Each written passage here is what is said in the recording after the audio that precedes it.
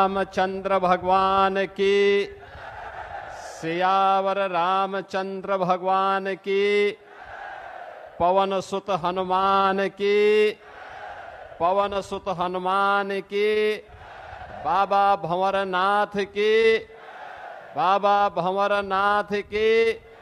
नमः पार्वती पतिये हर हर।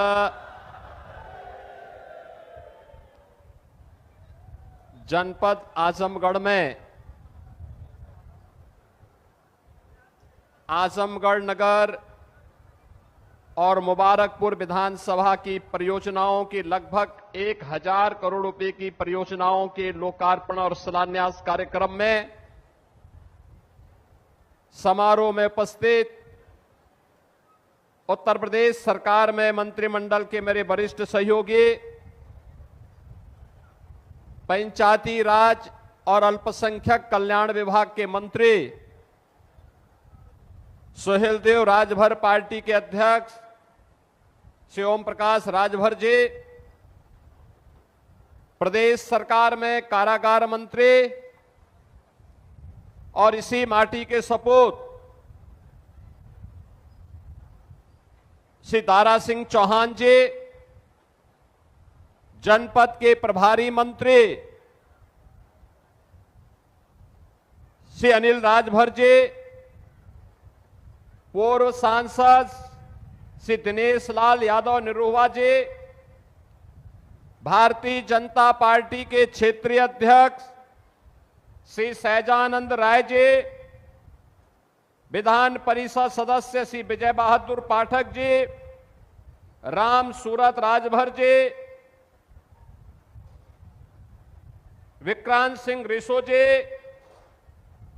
पूर्व मंत्री श्री यशवंत सिंह जी, पूर्व सांसद श्री संतोष सिंह जी, पूर्व सांसद श्रीमती नीलम सोनकर जी, पूर्व सांसद श्रीमती संगीता आजाद जी, पूर्व विधायक श्रीमती वंदना सिंह जी, राज्य महिला आयोग की सदस्य श्रीमती प्रियंका मौर्य जी, भारतीय जनता पार्टी के जिलाध्यक्ष श्री ध्रुव सिंह जी, लालगंज के अध्यक्ष श्री विनोद राजभर जी, आज के इस कार्यक्रम में उपस्थित भारतीय जनता पार्टी के हमारे वरिष्ठ नेतागण से अखिलेश कुमार मिश्र जी, अरविंद जायसवाल जी, कृष्ण मुरारी विश्वकर्मा जी, श्रीमती मंजू सरोज जी, श्री सत्येंद्र राय जी, श्री मनोज यादव जी, श्री प्रशांत सिंह जी, भारी संख्या में आज में मुबारकपुर के मेरे सभी उपस्थित बहनों और भाइयों, मैं सबसे पहले बाबा भंवरनाथ की इस पावन धरा को, जिस धरा ने संतों ऋषियों मुनियों की साधना से पवित्र होकर के हर कालखंड में देश को एक नई दिशा दी है, इस पावन धरा को कोटि कोटि नमन करते हुए राष्ट्र गौरव के प्रतीक महान वीर सेनानी महाराज सुहेलदेव के नाम पर स्थापित इस विश्वविद्यालय में उस राष्ट्र नायक की स्मृतियों को भी नमन करते हुए आप सबका मैं अभिनंदन करता हूं, स्वागत करता हूं। बहनों और भाइयों, आज मुझे एक बार फिर से आजमगढ़ आने का अवसर प्राप्त हो रहा है।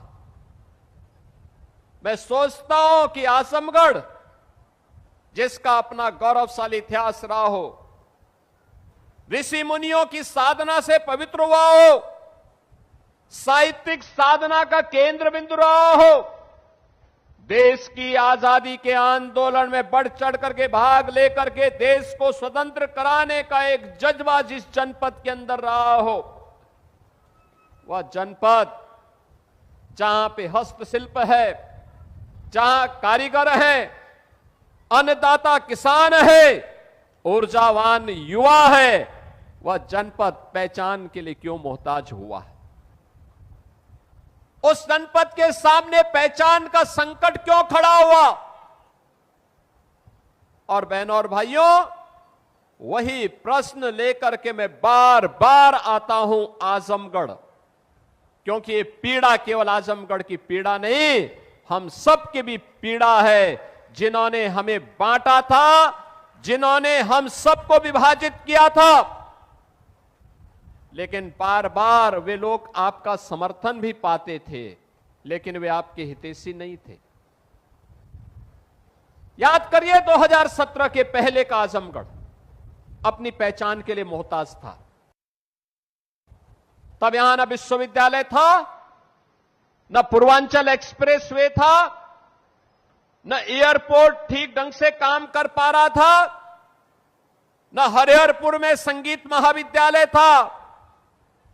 तब आजमगढ़ की साड़ी को भी कोई मंच नहीं मिल पा रहा था, और मुबारकपुर के ब्लैक पॉटरी के लिए भी कोई स्थान नहीं था। मैं मंच पर आने के पहले एक एग्जीबिशन का निरीक्षण कर रहा था मंत्रियों के साथ में। ब्लैक पॉटरी से जुड़ा हुआ कारीगर और मुझे मिला, और बड़े खुश होकर के उसने कहा कि जब से उत्तर प्रदेश में डबल इंजन की भाजपा और एनडीए की सरकार आई है, हमारा कारोबार कई गुना बढ़ा है, हम भी पैसा कमा रहे हैं, हमारे परिवार के लोग भी और हमसे जुड़े हुए लोग भी सम्मान का जीवन यापन कर रहे हैं।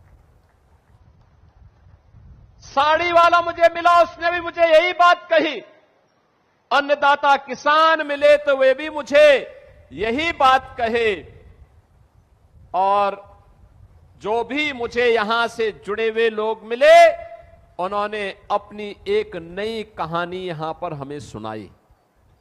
बहनों और भाइयों, आज मैं आप सबसे यही कहने के लिए आया हूं, यही कहने के लिए आया हूं, आज हमारा देश भारत एक नए भारत के रूप में दुनिया के अंदर अपना लोहा मना रहा है। 2014 के पहले का भारत कैसा भारत था, आप में से हर व्यक्ति जानता है। वह भारत जो अपनी पहचान के लिए तब मोहताज था।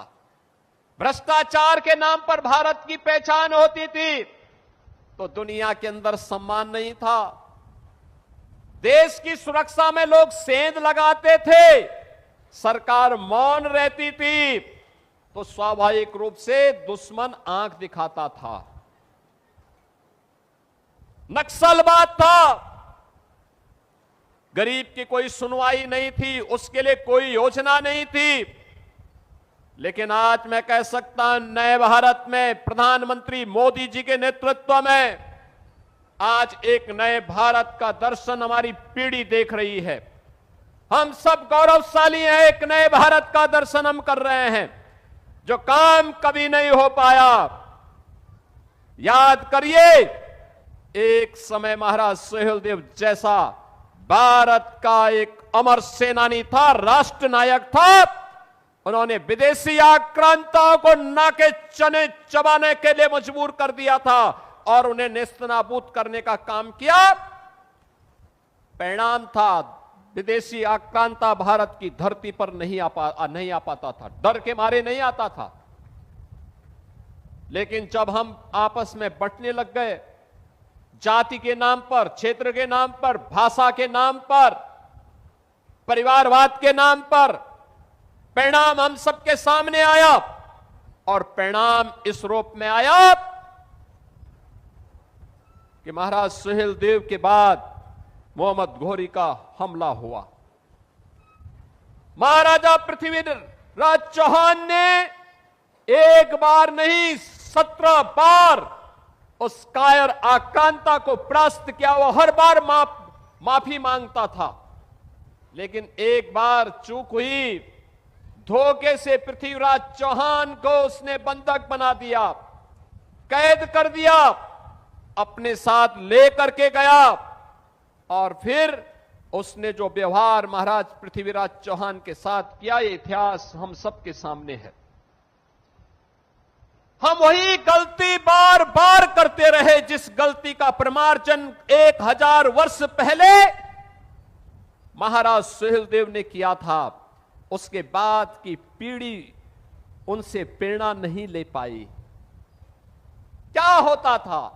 बहराइच की चर्चा हुई, महाराज सुहेलदेव के नाम पर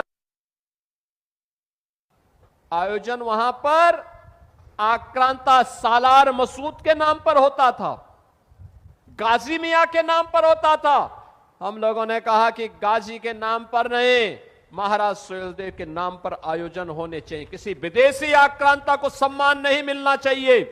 एक गुलामी का प्रतीक है और स्वतंत्र भारत, नया भारत गुलामी के किसी भी चिन्ह को और गुलामी के किसी भी प्रतीक को स्वीकार नहीं करेगा। आज परिणाम है, आप बहराइच में जाएंगे, अब वहां पर महाराज सुहेलदेव का भव्य स्मारक बन गया है। अब लगता है कि बहराइच अब अपनी पहचान के साथ, गौरव के साथ आगे बढ़ रहा है। और इसीलिए जब हमारी सरकार को आजमगढ़ में विश्वविद्यालय बनाने की बात आई, यहां के लोग मेरे पास आए थे। मैंने कहा विश्वविद्यालय बनेगा। अब विश्वविद्यालय किस नाम से बनेगा, यह भी बात आई। मैं धन्यवाद दूंगा यहां के जनप्रतिनिधियों को और प्रधानमंत्री मोदी जी को। मोदी जी ने कहा, देखो 1000 साल पहले महाराज सुहेलदेव ने अपने शौर्य पराक्रम से एक विदेशी आक्रांता को पूरी तरह नेस्तनाबूद किया था। आजमगढ़ में अगर महाराज सुहेलदेव के नाम पर विश्वविद्यालय होगा तो अत्युत्तम होगा। और मुझे अच्छा लगा आज यहां पे महाराज सुहेलदेव जी के नाम पे इतना भव्य विश्वविद्यालय है तो उनके स्वारोही प्रतिमा भी लगेगी, भव्य प्रतिमा का स्थापना होगी यहां पे। बहनों और भाइयों, आप कहीं भी जाएंगे, महाराज सुहेलदेव के नाम पर आपकी पहचान बनेगी, गौरव की अनुभूति होगी। आजमगढ़ में आज आपका एयरपोर्ट है, पूर्वांचल एक्सप्रेसवे है, वाराणसी, गोरखपुर, प्रयागराज, लखनऊ, कहीं भी जाना हो आपके लिए 4 लेन की कनेक्टिविटी है। याद रखना, जितनी तेज गति उतनी तेज प्रगति। प्रगति का आधार गति होती है। गति अगर स्पीड ही नहीं है तो विकास भी नहीं हो पाएगा। और यही स्थिति आज आप सबके लिए भी है। आजमगढ़ की प्रगति के लिए आज ब्लैक पॉटरी को एक प्लेटफॉर्म मिला है, 1 डिस्ट्रिक्ट 1 प्रोडक्ट के माध्यम से। वाराणसी की साड़ी को एक मंच मिला है, आज वैश्विक स्तर पर उसको पहचान मिल रही है। हरिहरपुर का संगीत घराना हिंदुस्तानी संगीत की, शास्त्रीय संगीत की परंपरा को फिर से एक मंच प्रदान कर रहा है। और निरहुआ जैसे कलाकार भी भोजपुरी की मिठास को पूरी दुनिया के अंदर पहुंचाने का काम कर रहे हैं। बहनों और भाइयों, मैं आज आप सबके सामने यही कहने के लिए आया हूं, ये वही तरह है जहां वीर कुंवर सिंह ने 1857 में अंग्रेजों के छक्के छुड़ाने के काम किए थे।